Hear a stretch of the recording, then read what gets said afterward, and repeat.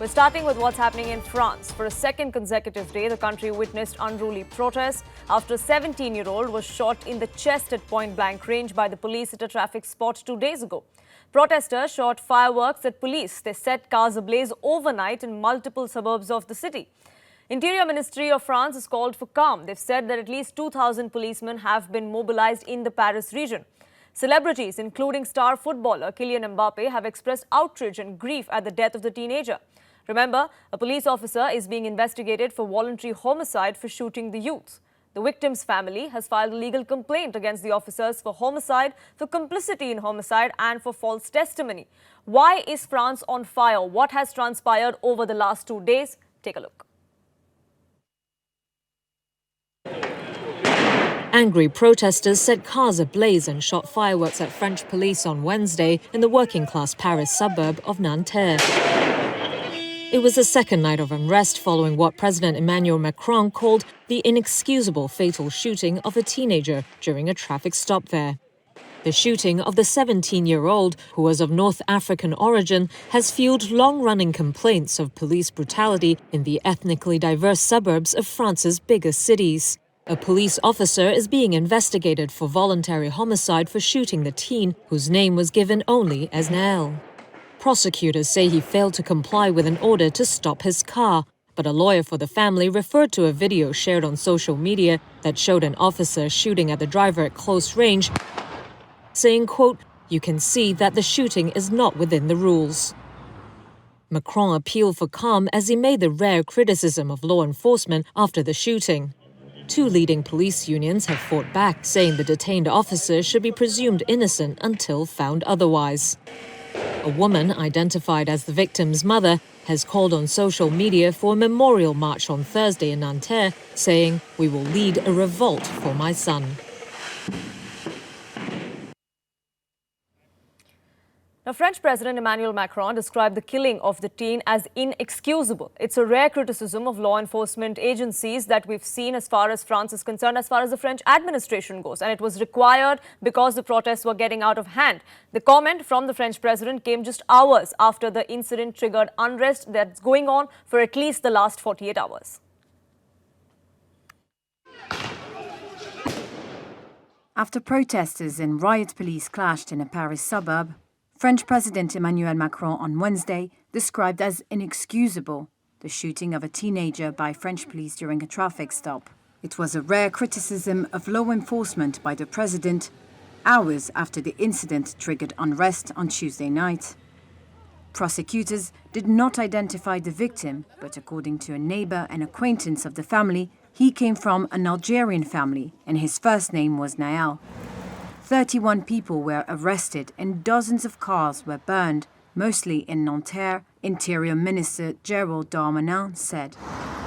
Prosecutors say the 17-year-old failed to comply with an order to stop his car. The officer fired and he subsequently died from his wounds. A video shared on social media, verified by Reuters, shows two police officers beside a car. One shoots as the driver pulls away. A homicide investigation has been opened.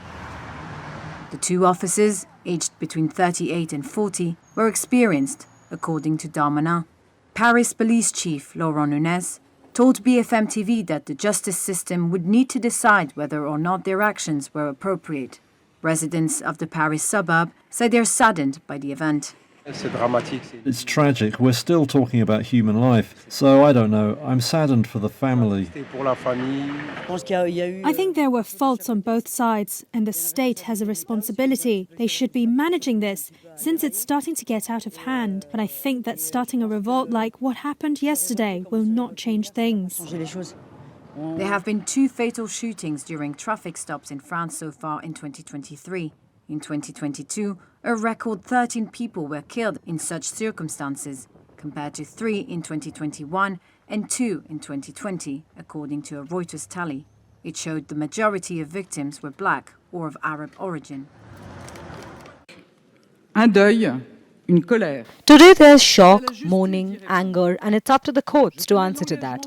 I'm aware of the daily commitment of our police officers in the field. They know that wearing the uniform means fulfilling a duty to set an example. The shocking images broadcast yesterday show an intervention that clearly does not seem to comply with the rules of engagement of our law enforcement officers. A senior journalist from Paris now joins us on this broadcast. Jannat Jalil, thank you so much for speaking with us here on News 18 Global. And I want to start by asking you, the use of lethal force by officers against a teenager who was of North African origin. Now, that has fed into a deep-rooted perception of police brutality, especially in the ethnically diverse suburbs of not just Paris, but of other French cities as well. Do you agree that that kind of narrative that is playing out is something that should be addressed? The authorities clearly do feel this is something that needs to be addressed. And that's why yesterday we saw President Macron saying that this shooting was unjustifiable, as you say, a rare criticism of the police. And he was trying to calm down these tensions to show France's ethnic minorities that his government was listening. And the Interior Minister, Gérald Darmanin, hinted that there could be a review of the police laws governing the use of firearms after the legal process against this police officer is completed. But those words weren't enough to calm tensions. And so we saw this second night of violence, which was worse than the first night, which was in the suburbs of Paris and also other cities. And we saw many buildings attacked, vehicles set on fire, police officers forced to flee because they feared for their safety. Town hall in the northern city of Lille, a suburb of the northern city of Lille, was destroyed. So there's been widespread damage. So today, what we're seeing is President Macron calling this type of violence unjustifiable. He understands the anger, and he also wants to see the legal process take place with this police officer brought to justice. But he's also saying nothing can justify this level of violence. So there is a feeling that there is a deep-rooted anger in France's ethnic minority community, but some people are just using this anger as an excuse to carry out all kinds of violent attacks on public institutions.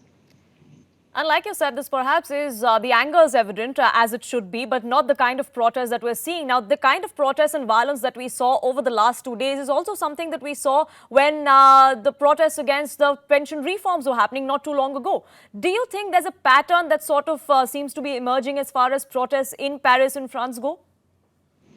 Yeah, we saw those protests that went on for about 6 months against the pension reforms, and there was violence on the fringes of those protests. But the big worry that the government has, and there are frequent protests, and there often is violence associated with them. A few years ago, it was the Yellow Vest protests. But the big worry for the authorities is the spectre of those protests back in 2005. And they were actually riots that broke out all across France, in the suburbs, often deprived, mainly immigrant suburbs of French cities. And those riots were sparked by the deaths of 2 young men of African origin who were fleeing the police, and when they were trying to stop them. And it was a similar kind of anger that we're seeing to the anger that we're seeing today. And that violence went on for weeks and weeks, and it was only ended when there was a state of emergency. And that's Mr. Macron's great fear. And that's why he's calling this emergency cabinet meeting today. And he's trying to say that he has got a handle on this situation, but he has faced a lot of crises during his time in office. And this now is the latest one. It's something that previous French leaders have had to deal with. It's a long-running issue. France is a very large ethnic Arab population. A lot of people came from the former colonies to work in jobs in France in the 1960s and 70s. And since then, their descendants have felt that they are treated as second-class citizens. But a lot of French people would say that these young people don't help themselves when they carry out such attacks as the ones we've seen last night.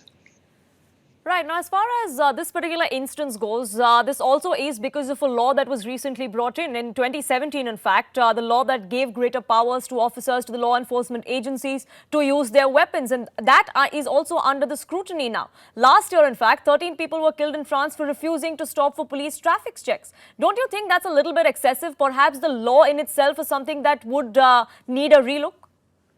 That is something that rights groups have been talking about, and they're saying that this law in 2017 that broadened the scope for the use of firearms in France does need to be looked at. And that was, as I was saying, something that was hinted at by the Interior Minister, Gérald Darmanin, who said once a trial had taken place and this police officer, who is presumed innocent until proven guilty, despite that shocking video that emerged on Tuesday, once that process is underway, then he's kind of hinted that this should be looked at. But yes, that is a big concern. And we had this tally from the Reuters news agency looking at that record number of deaths of police shootings, of people who they'd stopped for traffic checks. 13 people died last year, most of them Arab or African origin. And that is a big worry. And so some people in France are talking about the French police becoming Americanized. Is the French police becoming more like the American police in terms of carrying out shootings, targeting ethnic minorities? Now, there may be some concern about that. And since 2017, rights groups are saying that in general shootings have gone up across France, but it's nowhere near the scale of the United States. There are also concerns about police violence in other areas of French life with the yellow vest protests. Some of those protesters said that the police used excessive violence there. They fired this special kind of gun that uses a certain type of rubber bullet, and that caused a number of injuries, including people losing their eyes. So there is widespread concern about police violence, but you've got to balance that against the fact that the police are doing an incredibly difficult, dangerous job. They've had to deal with terrorist attacks in the past decade or more, some of which have actually targeted police officers at their places of work or even in their homes. They're also having to deal with levels of crime and drug crime in particular in some of these deprived suburbs, some of which are no-go areas for the police. And they've also had to deal with these frequent protests, which often have violence on the sidelines. There are certain protesters that come and deliberately attack the police. So they are under pressure as well. Right. We do hope for the sake of the law enforcement agencies and for the country that this kind of violence stops. We do not see these kind of unruly violent protests. Janna Jalil, thank you so much for speaking with us here on News 18 Global, though.